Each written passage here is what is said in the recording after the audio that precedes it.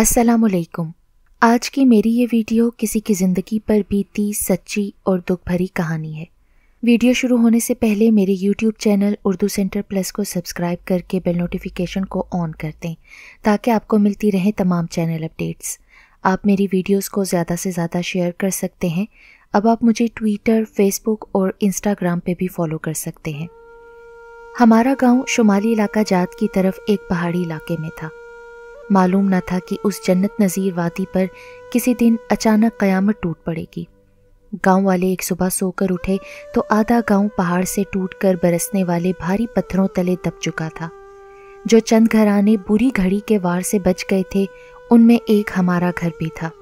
इस छोटे से गांव में रहने वाले सभी लोग एक दूसरे के रिश्तेदार थे, लिहाजा जिंदा बच जाने वाले अब आहो बका में मसरूफ़ थे। मेरे मामू का घर भी इसी स्लाइडिंग की नज़र हुआ था। वो अपनी शरीक हयात समेत मलबे तले मिट्टी के ढेर में गुम हो गए, मगर खुशकिस्मती से उनका बेटा इकबाल और छोटी बेटी गुल, जो शादी की तकरीब में शिरकत करने कहीं और गए हुए थे, इस हादसे का शिकार होने से महफूज रहे। जब ये दोनों बहन भाई लौटे तो ना घर बाकी था और ना वालिदैन, सभी कुछ नीस्तो नाबूद हो चुका था। ये दोनों परेशान हाल हमारे घर आए। मेरे वालिदैन ने उनको तसल्ली दी।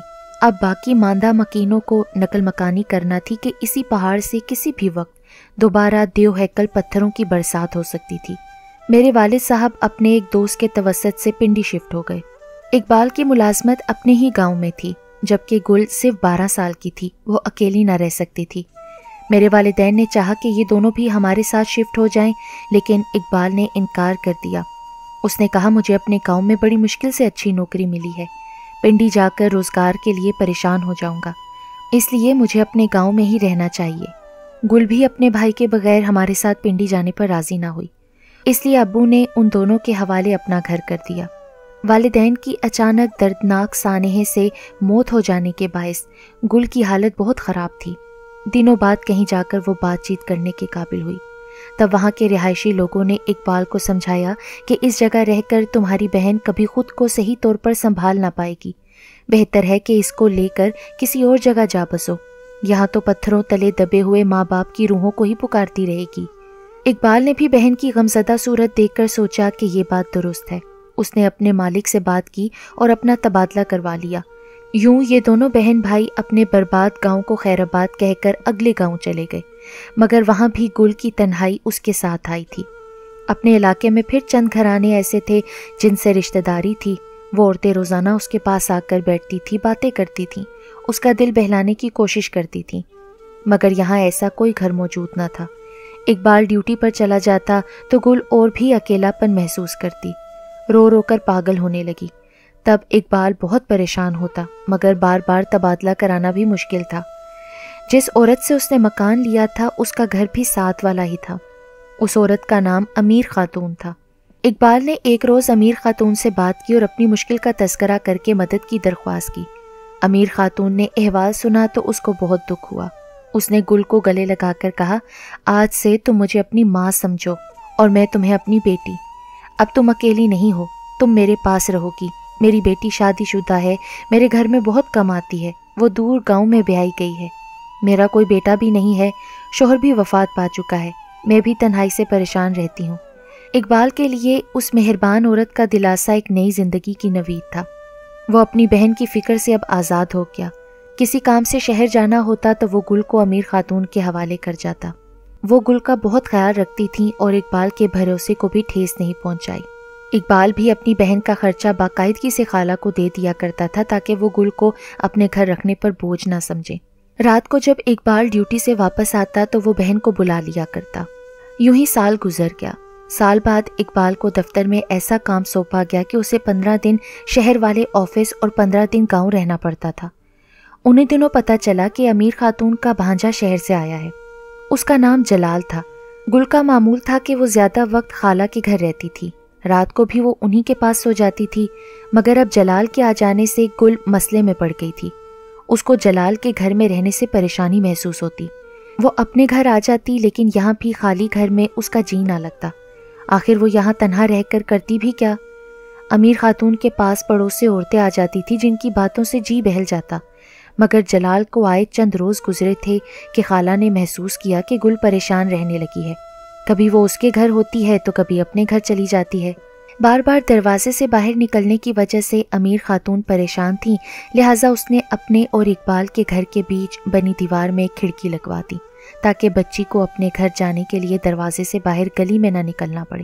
اس طرح خالہ کو سکون ہو گیا اور گل کو بھی آسانی محسوس ہوئی، مگر یہی آسانی بعد میں اس کے لیے عذاب بلکہ تباہی کا سبب بن گئی۔ اس معصوم لڑکی کو ان بے قرار نکاحوں نے پریشان کرنا شروع کر دیا۔ جلال جب خالہ کے گھر پر ہوتا تو گل ادھر ادھر چھپنے کی کوشش کرتی، تب وہ اور زیادہ محظوظ ہوتا۔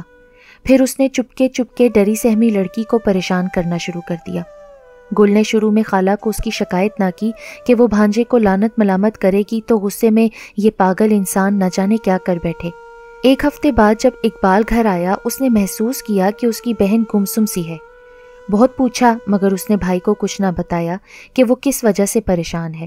جلال ادھر اقبال کے واپس جانے کا انتظار کرنے لگا کہ جب وہ چلا جائے گا تو وہ پہلے کی طرح ہی گل کو پھر سے تنگ کرنا شروع کر دے گا۔ جب جلال نے گل کو زیادہ تنگ کرنا شروع کیا تو وہ زیادہ تر اپنے گھر میں رہنے لگی اور اس نے امیر خاتون کے گھر میں جانا ترک کر دیا۔ اس پر جلال نے یہ کیا کہ کھڑکی کی کنڈی نکال دی۔ اب اس کو گل اندر سے بند نہ کر سکتی تھی۔ جب اس نے کنڈی نکالی تو گل کو بہت غصہ آیا کہ اب اس کے صبر کی حد ہو چکی ہے۔ تبھی اس نے خالہ سے جلال کی شکایت کر دی۔ خالہ نے بھانجے کو ڈانٹا تو اس نے ضد پکڑ لی اور گل کے پیچھے پڑ گیا، یہاں تک کہ اگر خالہ دوپہر کو سوتی تو وہ کھڑکی کے راستے گل کے گھر آ جاتا اور اس کے گھر میں بھی اسے سکون نہ لینے دیتا۔ اس کو کہتا کہ کیوں تم نے میری خالہ سے شکایت کی ہے، اب دیکھنا میں تمہیں چھوڑوں گا نہیں۔ گل کہنے لگی کہ اب میں خالہ سے نہیں بلکہ تیری اپنے بھائی سے شکایت کروں گی۔ آ لینے دو اس بار بھائی کو، اگر دوبارہ تم کھڑکی سے میرے گھر میں آئے تو اپنا انجام سوچ لو۔ اس بات پر وہ زیادہ طیش میں آ گیا، کہنے لگا تم شکایت کر کے تو دیکھو، تمہیں سارے محلے میں بدنام کر دوں گا۔ وہ تو ایک کمزور سی لڑکی تھی، کم سن تھی، کم عمر تھی، جلال کی دھمکی سے ڈر گئی۔ یہ بیچاری اس اجنبی جگہ بس خالہ کے سہارے رہ رہی تھی۔ گل کو خوفزدہ دیکھ کر جلال کی ہمت بڑھی اور ایک دن موقع پا کر پھر اس نے وہ کچھ کیا جو سوچا نہ تھا۔ 15 دنوں تک جلال نے اس کم سن لڑکی کو ڈرا کر، اس کی بے بسی سے فائدہ اٹھا کر اس کی ناموس کو نوچا، یہاں تک کہ اس کا بھائی اقبال واپس آ گیا۔ اس وقت تک گل کی دنیا لٹ چکی تھی اور اس کی شادابی بربادی کے زہر میں گھل مل گئی تھی۔ اقبال کے آتے ہی جلال نے اپنا بیگ اٹھایا اور خالہ کے گھر سے چلا گیا۔ کسی کو علم نہ ہو سکا کہ گل کی کم سنی کتنا بڑا ستم سہ چکی ہے، مگر اقبال نے محسوس کیا کہ اس کی بہن روز بروز مرجھاتی جا رہی ہے۔ تبھی اس نے اپنے افسر سے کہا کہ اس کی ڈیوٹی مقامی جگہ ہی لگی رہنے دیں، کیونکہ وہ اپنی کم سن بہن کو غیروں کے سہارے نہیں چھوڑ سکتا۔ اس کی غیر حاضری سے اس کی بہن کو نقصان بھی پہنچ سکتا ہے۔ وہ نہیں جانتا تھا کہ اس کی بہن کو نقصان تو پہنچ چکا ہے اور نقصان پہنچانے والا جا بھی چکا ہے، لیکن گل کی صحت روز بروز گرتی جاتی تھی۔ جلال نے کئی بار بہن سے پوچھا کہ اگر کوئی بات ہے جو مجھ سے چھپی ہوئی ہے تو بتا دو، مگر وہ کچھ بھی نہ بتا سکی۔ بالآخر خالہ نے بھی محسوس کر لیا کہ گل کی صحت کے ساتھ کچھ مسئلہ ہے۔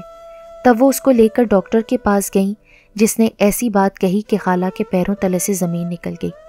بات ایسی تھی کہ جس کو وہ اقبال پر بھی آشکار نہ کر سکتی تھی، کیونکہ اس نے تو بھروسہ کر کے اپنی 13 سالہ معصوم بہن کو خالہ کے سپرد کیا تھا۔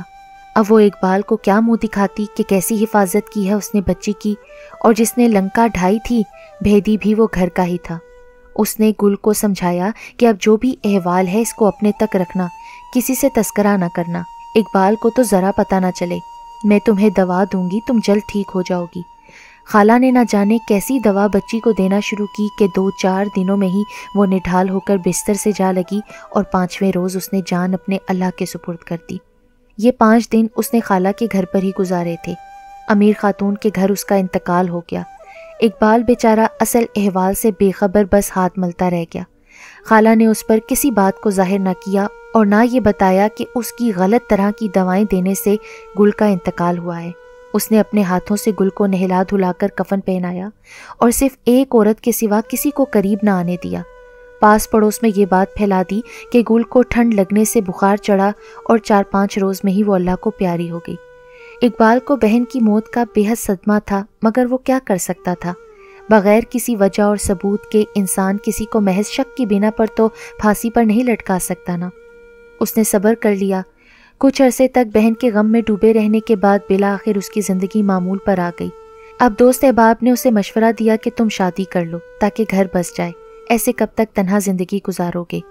یوں وہ پنڈی آیا، میرے ابو سے بات کی اور اس طرح ہم دونوں کی شادی ہو گئی۔ ہم دونوں ہنسی خوشی رہنے لگے۔ ہماری شادی کو 1 سال ہوا تھا کہ ایک دن ایک عورت میرے گھر آئی اور اس نے باتوں باتوں میں کہا، کیا تم جانتی ہو تمہاری نند گل کے ساتھ کیا ظلم ہوا تھا؟ نہیں خالہ جی، مجھے تو کچھ علم نہیں، بس اتنا معلوم ہے کہ اس کو بخار ہوا تھا، ٹھنڈ سے سرسام ہو گیا اور وہ فوت ہو گئی۔ یہ عورت خالہ امیر خاتون کی پڑوسن تھی۔ کہنے لگی یہ بات نہیں ہے، بات دوسری تھی۔ امیر خاتون نے اکیلے ہی گل کو نہیں نہلایا بلکہ میری مدد سے نہلایا تھا، اس کو کفن پہنایا تھا۔ میں جانتی ہوں کہ اس معصوم کے ساتھ کیا ہوا تھا اور اس کا اصل مجرم کون ہے۔ کون ہے خالہ؟ مجھے بتاؤ تو صحیح، بات کیا ہے؟ تم کسی سے اس کا ذکر نہ کرنا۔ اس کا اصل مجرم امیر خاتون کا بھانجا جلال ہے۔ خود امیر خاتون کو بھی پتہ نہ چلا کہ یہ ستم ہوتا رہا اس معصوم کمسن بچی کے ساتھ، لیکن جب پتہ چلا تو بہت دیر ہو چکی تھی۔ تب اقبال کے ڈر سے امیر خاتون نے بچی کا صحیح جگہ علاج کرانے کی بجائے اس کو اپنے طور پر کوئی ایسی دوائی کھلا دی جس سے صحت یاب ہونے کی بجائے لڑکی کی جان چلی گئی۔ اور دیکھو کہ اقبال ابھی تک اس حقیقت سے بے خبر ہے، جبکہ وہ بدماش جلال دندناتا پھرتا ہے۔ پڑوسن کی باتوں سے میں خوفزدہ ہو گئی۔ مجھے خبر نہ ہوئی کہ کب اقبال گھر میں آیا اور اس نے اس عورت کے منہ سے آخری چند فقرے سن لیے۔ عورت اقبال کو دیکھتے ہی اللہ حافظ کہہ کر چلی گئی، مگر میرے شوہر کے چہرے کی رنگت سیاہ ہو گئی۔ میں سمجھ گئی کہ ان کے کانوں میں کچھ نہ کچھ بھنک ضرور پڑ گئی ہے، تاہم انہوں نے مجھ سے کوئی سوال نہ کیا۔ میں نے تو اسی میں عافیت جانی، پر میں سمجھ نہ سکی کہ اس خاموشی میں عافیت نہیں، ایک قیامت چھپی ہوئی ہے۔ وہ چپکے چپکے جلال کے کھوج میں رہنے لگے۔ کئی بار اس کے گاؤں بھی گئے کہ جہاں امیر خاتون رہتی تھی، مگر ان کو جلال نہ ملا اور امیر خاتون کو انہوں نے کسی مصلحت کی وجہ سے نہ کریدا۔ اس واقعے کو 5 سال بیت گئے۔ ہم 4 بچوں کے والدین بن چکے تھے۔ ہماری اپنی دنیا آباد ہو چکی تھی۔ میں نے سمجھ لیا کہ شاید اقبال اس بات کو بھول گئے ہیں، لیکن بدقسمتی سے ایک دن ان کا ٹکراؤ ایک ایسے شخص سے ہو گیا جس نے ان کے اندر سوئے ہوئے زخم کو پھر سے چیر ڈالا۔ وہ آفس سے گھر آ رہے تھے کہ انہوں نے اپنے گھر کے پاس 2 آدمیوں کو آپس میں باتیں کرتے سنا۔ ایک شخص ہمارے پڑوسی سے کہہ رہا تھا، یہ اسی اقبال کا گھر ہے نا جس کی بہن بدبخت جلال کی وجہ سے موت سے ہمکنار ہوئی؟ مجھ کو یہ بات میری بہن نے بتائی تھی، اسی نے بیچاری لڑکی کی میت کو امیر خاتون کے ہمراہ غسل آخر دیا تھا۔ اللہ غارت کرے امیر خاتون کو، اب پھر سے اس بغیرت بھانجے کو گھر میں رکھا ہوا ہے اس نے۔ میرا بس چلے تو اس نامراد انسان کو گولی مار دوں۔ اقبال کا تو حوصلہ ہے جو اتنی بڑی بات کو بھلا دیا ہے اس نے۔ یہ فکرے سن کر اقبال کے کان سرخ ہو گئے۔ وہ گھر آئے، مجھ سے کہا کہ میں ایک روز کے لیے امیر خاتون کے گاؤں جا رہا ہوں، مجھے اپنے پرانے آفیسر سے کوئی کام ہے جو اسی گاؤں میں رہتا ہے۔ اقبال کی بات سن کر میرا دل دہل گیا۔ میں نے ان کو کہا کہ آپ جلدی آ جائیے گا۔ وہ جب اس گاؤں گئے تو امیر خاتون کے در پر دستک دی۔ اتفاق سے جلال نے دروازہ کھولا۔ اقبال اپنے ساتھ خنجر لے کر گئے ہوئے تھے، بس آنن فانن اس کا کام تمام کر دیا۔ اس کے بعد انہوں نے خود ہی گرفتاری دے دی اور انجام کار قانون سے نہ بچ سکے۔ ان کو جیل ہو گئی، مگر جیل میں اپنی قید کی مدت پوری کرنے سے پہلے ہی وہ وفات پا گئے۔ وہ تو زندگی کی قید سے آزاد ہو گئے، لیکن مجھے اور میرے بچوں کو ایسا دائمی دکھ دے گئے کہ جب تک ہم جئیں گے اس دکھ کو سہتے رہیں گے۔ میں تو سمجھی تھی کہ وہ بہن کا غم بھلا چکے ہوں گے، اپنے بال بچوں کے ساتھ خوش و خرم ہوں گے، مگر برا ہوا ان بنا سوچے سمجھے باتیں کرنے والوں کا جو یہ نہیں جانتے کہ کیا کہہ رہے ہیں اور کون سن رہا ہے، اور ان کے منہ سے نکلے ہوئے الفاظ بعض اوقات کسی کی جان لے سکتے ہیں۔ جب میرے اقبال کی میت گھر آئی تو بھی ان عاقبت نااندیشوں کی زبانیں چپ نہ رہ سکیں۔ وہ میرے بچوں کے سامنے بھی چیم گوئیاں کر رہے تھے۔ میرے بھائی نے مجھے یہ باتیں بتائیں۔ میں نے اپنے کانوں پر ہاتھ رکھ لیے۔ تو یہ تیلیاں تھیں جلتی ہوئی ان بدبختوں کی زبانوں سے لگائی ہوئی۔ انہی تیلیوں نے میرے سرتاج کے اندر کے سوئے ہوئے انتقام کو آگ دکھا کر انہیں قاتل بنا دیا۔ تب انہوں نے اس لمحے نہ اپنے بچوں کا خیال کیا کہ یتیم ہو جائیں گے، اور نہ میرا کہ بیوہ ہو کر کیسے زندگی گزاروں گی۔ گویا بہت دنوں پہلے جو آگ سرد ہو چکی تھی، انہی نادان انسانوں نے اپنے تانوں سے اس کو دوبارہ بھڑکا دیا تھا۔ جذباتی لوگ یہ کب سوچتے ہیں کہ ان کے کیے کی سزا بعد میں ان کے پیاروں کو بھگتنی پڑے گی۔